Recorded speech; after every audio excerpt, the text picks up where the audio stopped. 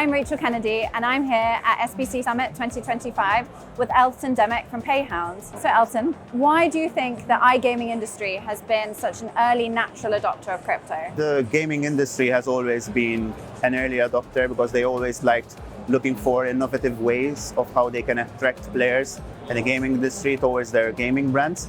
And we've seen that crypto has been quite a natural option for them as to how they can get the money quickly from the players, giving something that is different from what players experienced in the past. And we've seen quite a surge of this particular payment option available on either traditional gambling companies and also other more sleek crypto casinos that purely offered this solution for the payment players.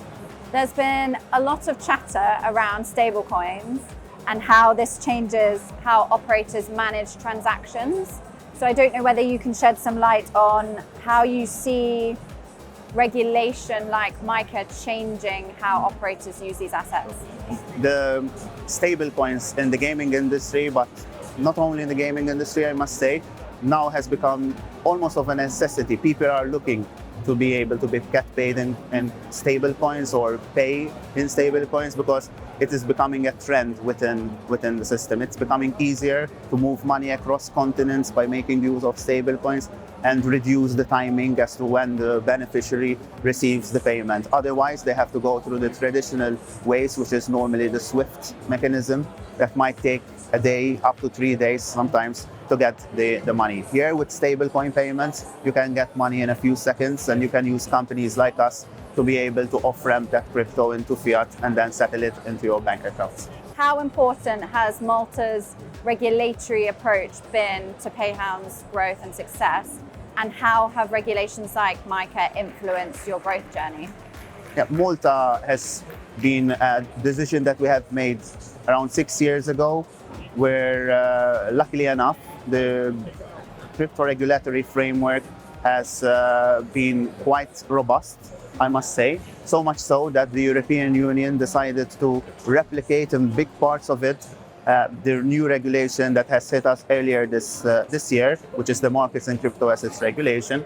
So I think we've been in a very good spot to be in Malta because we did not have to change much from what we were doing before this new regulation. Therefore, even though there was a lot of thought behind setting up the company in Malta, we have been lucky enough that we have done this from the very beginning. I'm now joined by Payhound's Baris Saribaz. When you speak to operators today, how have stablecoins changed the landscape? Well, I mean, over the years, the approach changed a lot. Obviously, the operators used to be kind of like trying to escape from the crypto in the past. But nowadays, with all the regulations and especially with the MiCA, for example, and the popularity of the crypto coins, operators now becoming in a place that they come to us, ask for how quick they can get the solution live and also how quick they can go finish the onboarding as well. So compared to the past, this is like one of the biggest changes. Now there's way more appetite from the operators on this case, basically. They are more willing to start using crypto on their operations because it makes it very easy and smoother for the player journeys as well. What kind of impact are stablecoin payments having on the player journey, and how are operators picking up on this in terms of trust? So it's a very good question, actually. So basically, players would prefer always stable coins over the other coins. The main reason is because stable coins are usually packed with the traditional currencies like USD in USDT case. It's always like almost one USDC is equal to one USD usually. So that makes it easy for them both for calculations, also like to not have any volatility by holding these coins themselves. It actually same way goes for the casinos as well, because stable coins, unlike for example Bitcoin, they are usually, depending on the network, they are way faster and they're more efficient. And also for operators as well, they don't have to hold the volatility when they hold stable coins because the value will not really lose. That's obviously a feedback from players as well. That's why even with us, when operator would like to have solutions on, they usually ask for the stable coins first, and then based on the experience, they switch on the other coins if there is a demand or like request from the players.